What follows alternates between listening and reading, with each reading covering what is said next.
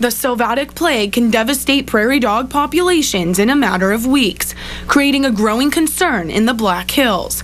For 3 days, wildlife biologists are testing the Sylvatic plague vaccine in prairie dogs at the Wind Cave National Park.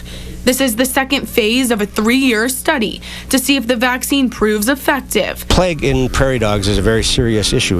When a prairie dog colony becomes infected with plague, it can kill up to 90 to 100% of the prairie dogs in a colony.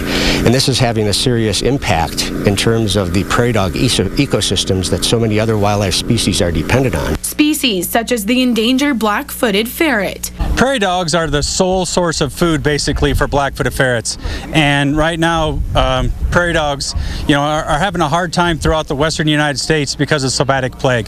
The U.S. Fish and Wildlife Service is trying to reintroduce the black-footed ferret into the wild, but not seeing the success rates they would like under the threat of this plague, which is not native to North America.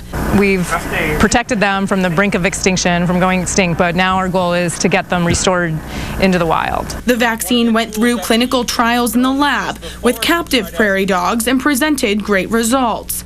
Now, building on early success, the vaccine is being replicated in the field. To catch the prairie dogs, the wildlife biologists set up traps with bait next to the holes. Then when the prairie dog comes up, it'll hit this lever and be caught. The biologists will catch 100 prairie dogs between each site, giving half the vaccine and the other half the placebo. What we'll be looking at is, first of all, what percentage of the prairie dogs are consuming baits?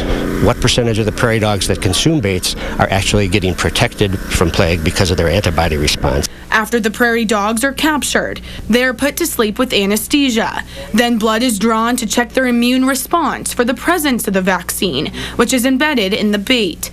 Basic measurements and ear tag identification are also taken to mark the prairie dog if it is captured twice. Right now we're very hopeful that it will succeed because it will really be a game changer in how we are able to manage prairie dogs. And if the vaccine proves successful, it will have a dramatic effect on the Black Hills ecosystem. Stephanie Kayser, News Center 1.